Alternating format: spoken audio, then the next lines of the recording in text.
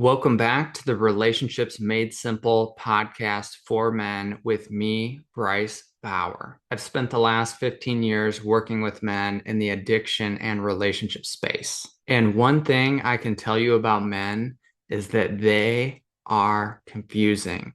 We are confusing. And the reason we're confusing is because we hide emotions. In fact, we hide them so well that a lot of times we're not even aware that we feel them. Imagine being a doctor and someone comes in with a broken leg and you say, "Hey, I think your leg is broken." And they say, "No, it's not. It feels fine. I don't see the problem." What could you even say as a doctor as you watch them limp away? That's exactly what it can feel like for people who are in relationship with men who do not understand or have any awareness of their emotions. It's crazy making. They might even gaslight you without even knowing it. I often hear women come in and they say that they feel this tension, they feel this frustration, this anger, this really dark energy in the relationship with their partner, or it feels dull and disconnected. And their husband is like, "I think everything's fine. We got a good life. The kids are doing okay. No one's dying. What's the problem?" The problem is that men don't see it. They can't feel it. They don't understand it. So today I'm going to talk about the complexity of men's emotions so that you can understand yourself better and become a more loving, emotionally available partner. Because that's what we really want, right? One of the best feelings in life as a man, I think, is to have a partner who's attracted to you, who wants to be with you, to build a connection where you feel like you have each other's back. That's what most people want. Okay, so let's jump into it. The first thing to know is that men feel all the same emotions that women feel. It's not like men are immune to feeling shame or sadness, desperation, or grief. They just have well-developed defense mechanisms and deflections. Most men have an ever-present fear of vulnerability. And usually, the greater the fear of vulnerability, the greater the neglect or abuse they received as a child. Human behavior makes perfect sense when we understand the whole picture. Unfortunately, just knowing this about men isn't enough to change it. If men find ways in their life to protect themselves from ever having to be vulnerable by reaching levels of power or attaining resources and continually getting the positive reinforcement that being tough and strong and not showing weakness is a benefit to them, they're probably not going to change. What helps men change is usually pain. Their partners no longer want to be married to them.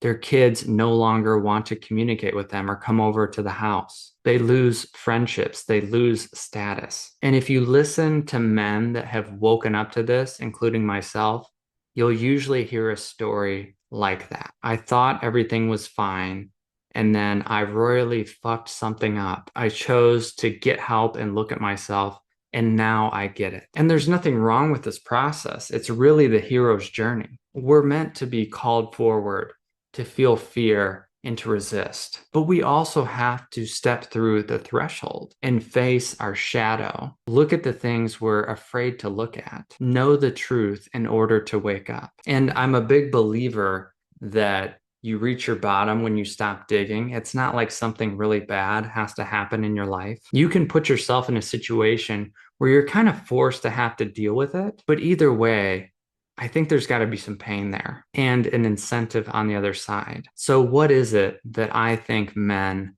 are terrified to feel and admit? I think the big three are fear, sadness, and shame. And it's usually kind of a mixture of all three. So, whenever a man comes to me and they say, "Hey, I'm not feeling as confident as I want to be," or "I keep getting frustrated with what's happening in my relationship," what I'm often looking for is where are they avoiding feeling something? And it can be tricky because men typically are highly logical, so they can come up with reasons for why they feel frustrated or why they don't feel confident. Well, I'm not making as much money as I need to make. Well, my wife doesn't want to have sex with me anymore. Well, it's just this political environment, blah, blah, blah. If only I could fix this, then I would feel better. But it's really the opposite. The more that we can hold our emotions, have capacity for our emotions, the more it changes the lens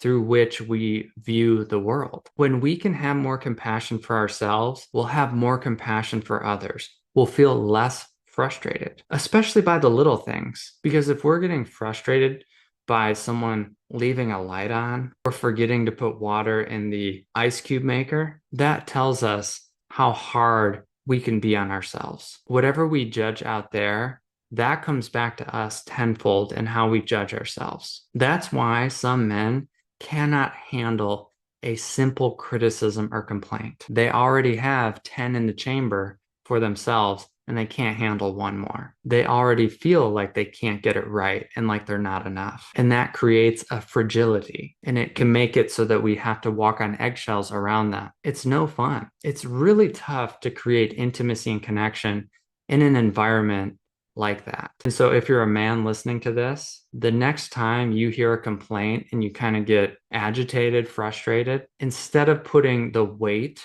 of all that you're feeling onto that person for what they said, I'd look at it as an invitation to look inward. Man, I must be really overloaded right now, under-resourced. I'm struggling. Why is that? And take some time to reflect. You probably do have a lot going on in your life.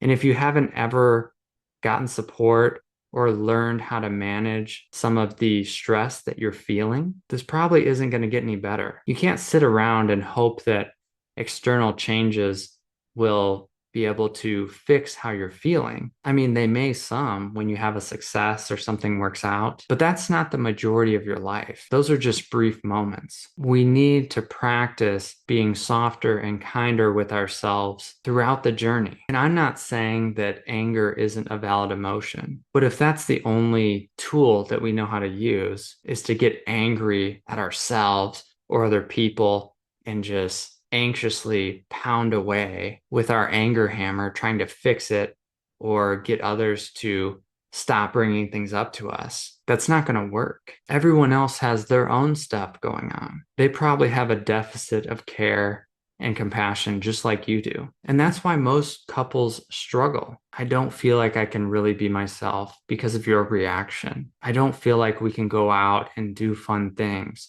because you seem depressed or angry all the time. I don't feel like we can solve problems because it never turns out well. We end up fighting. And naturally, you slowly detach and disconnect from each other. And the further you get away from each other, the more it just seems like you're roommates or strangers. You stop learning about each other. The way to get back to a place where you can do that again is to build safety. And that begins here with you first. And often when men get really honest with themselves, they realize that they can't trust themselves. I can't trust myself to quit drinking or smoking. I can't trust that I'm going to be able to take care of myself, my body. I can't trust my own reactions. And it's true that sometimes men can continue to inflate themselves up, and hover above their insecurities. But I don't know. I like to think that eventually that balloon's going to pop and they'll be brought back down to earth. But I don't know. Life isn't that long and it may never happen. That's not who I'm really talking to, though. I'm talking to men who want to be grounded in the truth of their experience and they want to build secure, safe relationships with people in their lives. Another thing that I want to talk about today is deflections. And there's one flavor of deflection that even throws me for a loop sometimes, and that's the what I might call the jokester filibuster type, who when asked about how they're feeling or when I notice there could be a feeling present, they will kind of laugh it off and continue to fill the space with words and stories. And I think what makes this hard to feel into is that they're in an anxious state and they're just saying stuff. And for someone who is trying to listen, I'm taking in the words, which are often not very relevant to whatever's happening. And at the same time, that makes it hard to tune in to the emotions because their face is being masked with a smile. They almost look happy. And then there's a deluge of information coming my way that I'm also trying to process. And this is where I often have to tell people to stop talking for a second. And so I can get my bearings and feel into what's happening for me, because what's happening for me is often a reflection of something that's happening for them, even if it's confusion. And I can see for partners of people who do this, they'll often tune out, right? They'll just become a captive listener and say, uh-huh, uh-huh, uh-huh. So these types can be really tricky to connect with. They need to have this pointed out to them in a way that they can understand. Actually, side note, personal story, I just went on a 3-day backpacking trip with my dad and a friend of his. And I did point this out to him, and his friend pointed it out to him too. And it was pretty interesting to watch him process it. I think I shared something like, yeah, Dad, sometimes when you're telling stories about your past, like I kind of lose the thread and I feel less connected to what you're saying. And he seemed to get it on some level. I mean, he has his old school way of thinking that I am the way I am. And so it's probably not going to change a whole lot, which maybe in his mind, there's not a lot of incentive there. But professionally, I do think it's my job to point this out to people pretty quickly and to continue to bring it up until they really get it. And if you're in a partnership where this is happening, you're in a tough spot because you don't really know how people are going to react when you bring something to their attention that they've maybe been doing for their entire lives. They might feel embarrassed. They might get angry. They might just continue to deflect and deflect, talk, talk, talk. But if I were you and I'm talking to someone who's in a relationship with someone who deflects in this way, I'd recommend staying with it. Yeah, I'm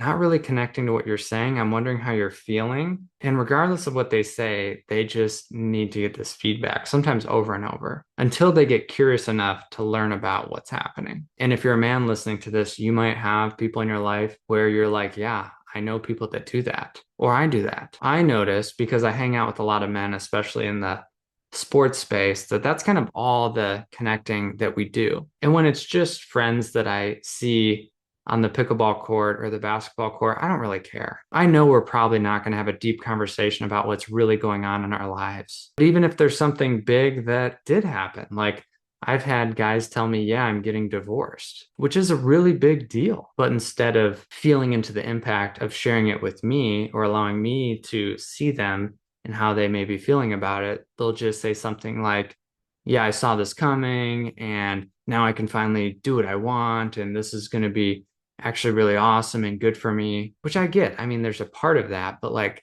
oh my gosh, you're ending a 20-year marriage and your kids are probably really sad about it. You're probably really sad about it. This is a sad situation. It's like a death. And you're talking about it as if you just got into a fender bender. There's like a incongruence or dissonance there. Another way that men will deflect is just by shutting down and withdrawing. This is something that I've had to work on. And avoidance is interesting because you really don't have to face feelings as long as you avoid any and all conflict. Like if you're getting angry or kind of joking about things, you're still going to get some feedback from other people about how they feel around you. But if you keep bailing and disappearing, you don't even have to see that. And if you set up your life in a way to where you never really have to see the impact that you're having on people because you literally avoid them physically or bail whenever you notice emotions come up, zone out, shut down. This can work really well as far as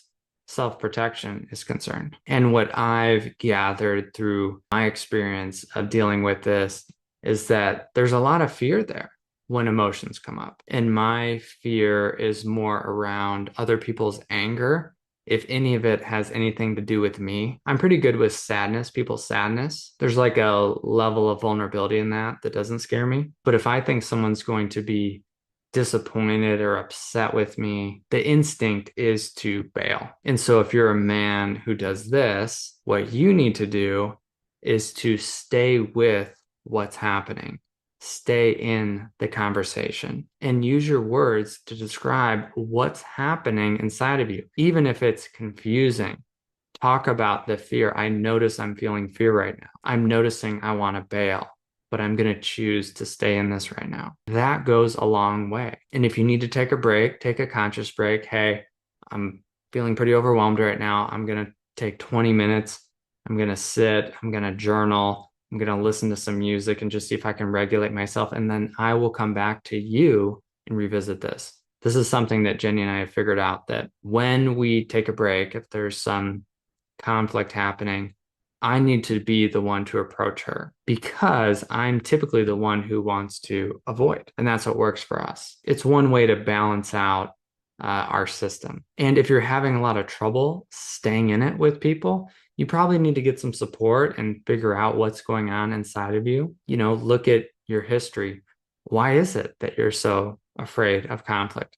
Maybe you had some really difficult experiences when you were younger. Maybe you experienced emotional neglect. That can be more hidden and harder to understand, especially with men. They think they just had a good childhood, and it turns out no one really ever dropped in with them and could hold space for them and attune to them. And so they don't really believe that anyone could ever do that for them and with them. But whatever it is, my theory on improving your relational abilities is to do as well as you can, and where you get stuck, get support from someone who understands what you're trying to accomplish and who has also done it themselves to a pretty high degree. That's what you want. So, to sum this all up, the reason that men's emotions are complex is that they don't want to admit that they feel fear, shame, and sadness. And so they cover it up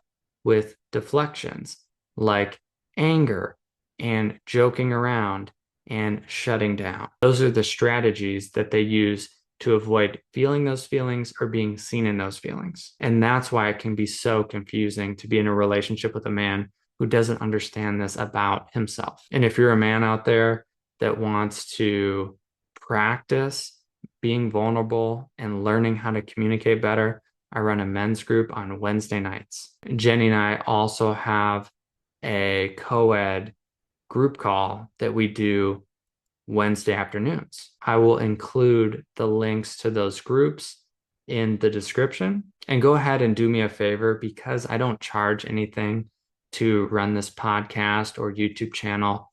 Throw me a like or a comment or subscribe. It really helps me stay motivated to keep putting out good content. Even a little bit goes a long way. Thanks for tuning in today, and I will talk to you next week.